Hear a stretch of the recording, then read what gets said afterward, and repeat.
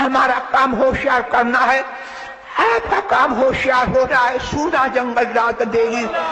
چھائی بدی کالی ہے، سونے والوں جاگتے رہو، چوروں کی نحمدک یا اللہ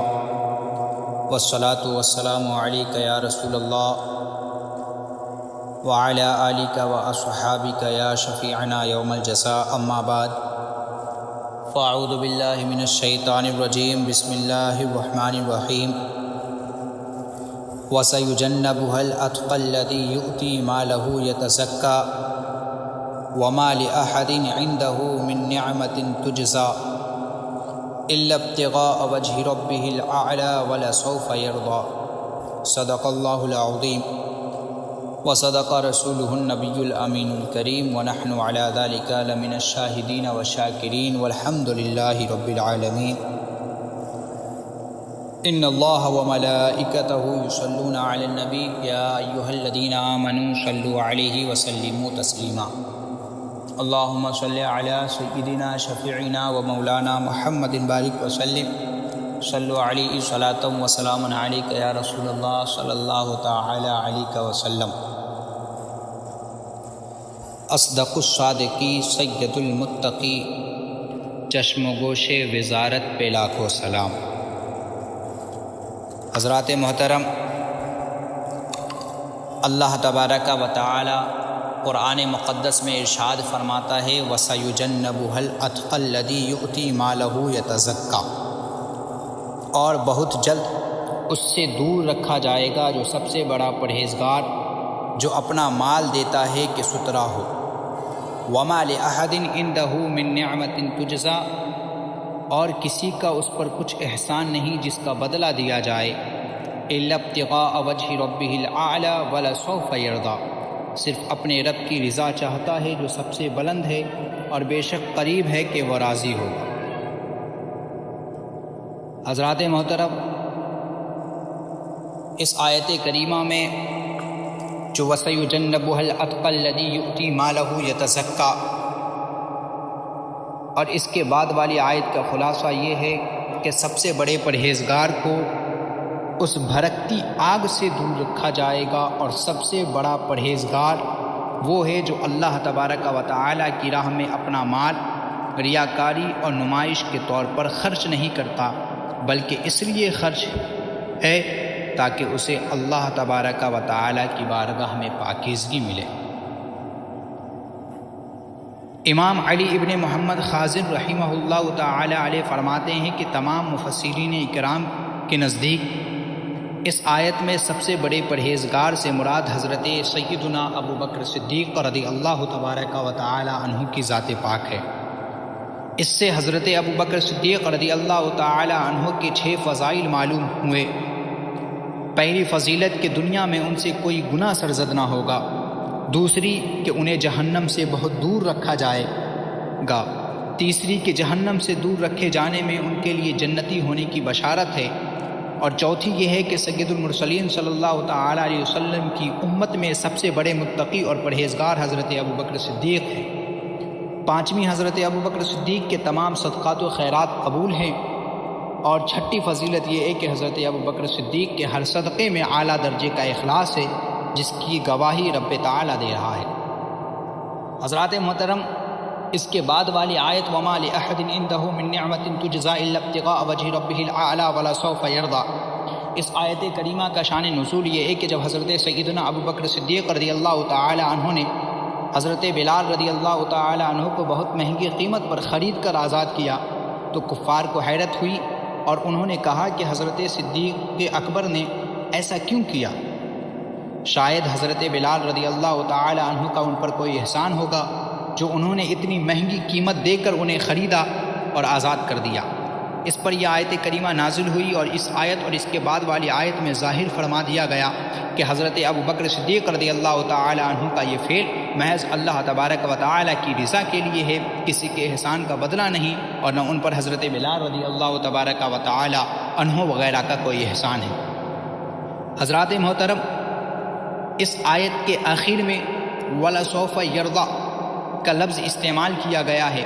کہ اللہ تبارک و تعالی نے فرمایا وَلَسَوْفَ يَرْضَى، اور بے شک قریب ہے کہ وہ راضی ہوگا۔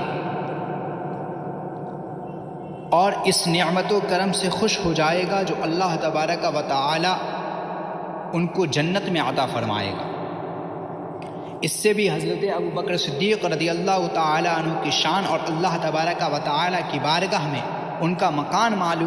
معلوم ہوا کہ اللہ تبارک و تعالی نے اپنے حبیب صلی اللہ علیہ وسلم سے ارشاد فرمایا وَلَسَوْفَ يُؤْتِيكَ رَبُّكَ فَتَرْضَىٰ، اور بے شک قریب ہے کہ تمہارا رب تمہیں اتنا دے گا کہ تم راضی ہو جاؤ گے۔ اور حضرت ابو بکر صدیق کے لیے فرمایا وَلَسَوْفَ يَرْضَىٰ، بے شک قریب ہے کہ وہ خوش ہو جائے گا۔ حضرات محترم، اس سے حضرت ابو بکر صدیق رضی اللہ تبارک و تعالی عنہ کی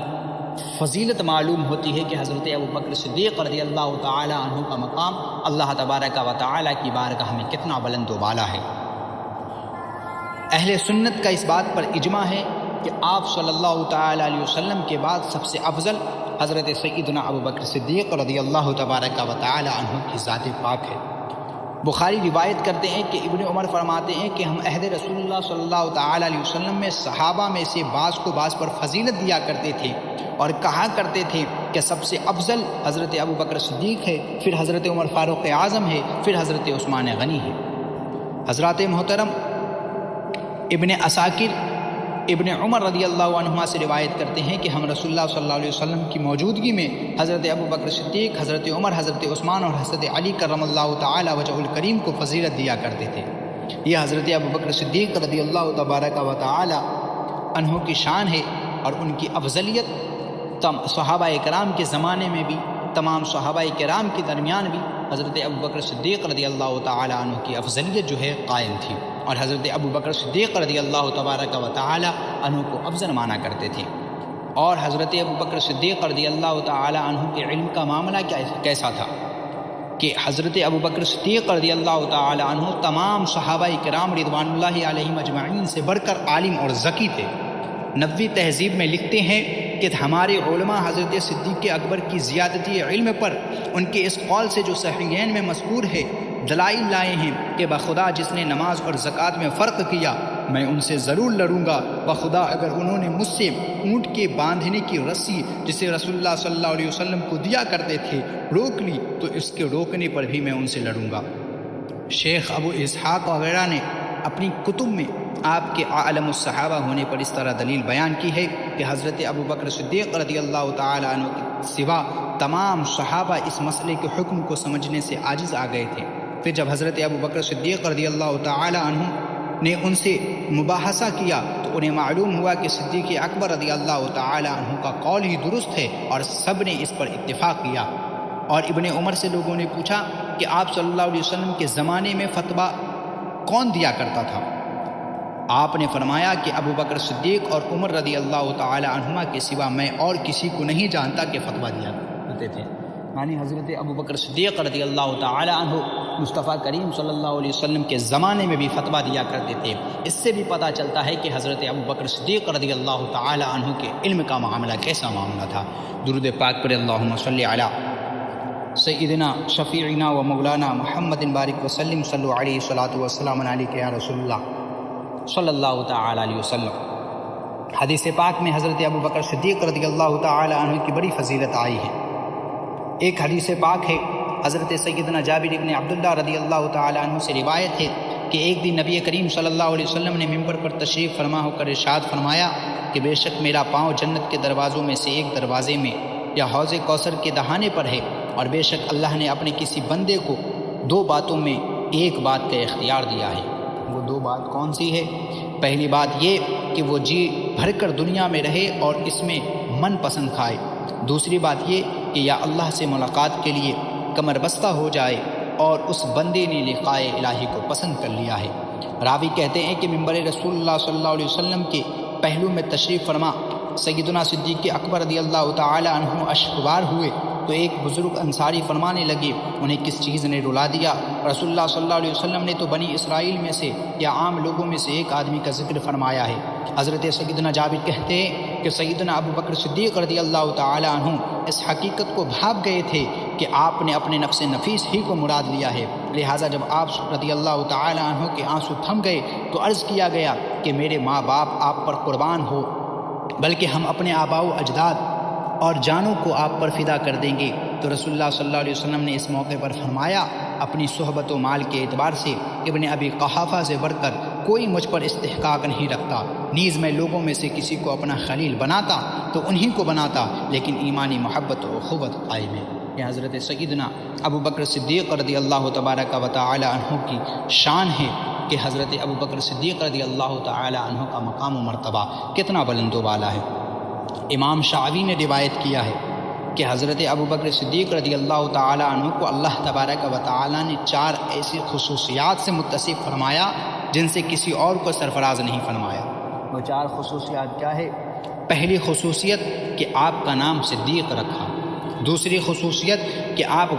غار ثور میں محبوب خدا صلی اللہ علیہ وسلم کے ساتھ ہی رہے، جسے اللہ تبارک و تعالی نے قرآن مقدس میں یوں بیان فرمایا کہ اذ ہما فی الغار اذ یقول لصاحبہ لا تحزن ان اللہ معنا۔ اور تیسری خصوصیت کہ آپ ہجرت میں حضور سرور کائنات صلی اللہ علیہ وسلم کے رفیق سفر رہیں۔ اور چوتھی خصوصیت کہ حضور نے اپنی حیات مبارکہ میں ہی آپ کو صحابہ کی نمازوں کا امام بنا دیا۔ آپ کی یہ 4 خصوصیات ایسی خصوصیات ہے جس سے حضرت ابو بکر صدیق رضی اللہ تعالی عنہ کے علاوہ کسی اور کو یہ خصوصیات حاصل نہیں ہیں۔ درود پاک پر اللہم صلی علی سیدنا شفیعنا و مولانا محمد بارک وسلم صلی علیہ الصلاۃ والسلام علیک یا رسول اللہ صلی اللہ علیہ وسلم۔ آخر میں یہ بات کہ ہم اہل سنت و جماعت کا موقف کیا ہے کہ انبیاء و مرسلین کے بعد تمام مخلوق الہی انسانوں، جنوں اور فرشتوں سے افضل سیدنا صدیق اکبر رضی اللہ تعالی عنہ ہے، پھر عمر فاروق اعظم، پھر عثمان غنی، پھر مولا علی کرم اللہ تعالی وجہ الکریم ہے۔ شیخین کریمین یعنی حضرت ابو بکر صدیق اور حضرت عمر فاروق اعظم کو تمام صحابہ سے افضل ماننا اہل سنت و جماعت کا اجماعی عقیدہ ہے۔ اس لیے جو شخص حضرت علی کرم اللہ تعالی وجہ الکریم یا کسی دوسرے صحابی کو صدیق اکبر یا فاروق اعظم سے افضل بتائے یا سمجھے، گمراہ، بد مذہب اور اہل سنت و جماعت سے خارج ہے۔ اسے اہل سنت کی مساجد میں نہ امام بنایا جائے اور نہ خطیب، کیونکہ وہ فاسق العقیدہ تفضیلی شیعہ ہونے سے امامت کے قابل نہیں۔ یہی ہم اہل سنت و جماعت کا عقیدہ ہے کہ حضرت ابو بکر صدیق رضی اللہ تبارک و تعالی عنہ جو ہے یہ تمام صحابہ کرام میں سب سے افضل ہے، پھر حضرت عمر فاروق اعظم، پھر حضرت عثمان غنی، پھر مولا کائنات رضی اللہ تعالی عنہم اجمعین ہیں۔ اور یہی ہمارا عقیدہ انشاءاللہ تبارک و تعالی تا قیامت رہے گا، اور یہی عقیدہ ہمیں انشاءاللہ تبارک و تعالی جنت میں لے جانے کا ذریعہ بنے گا۔ وما علینا الا البلاغ۔ السلام علیکم۔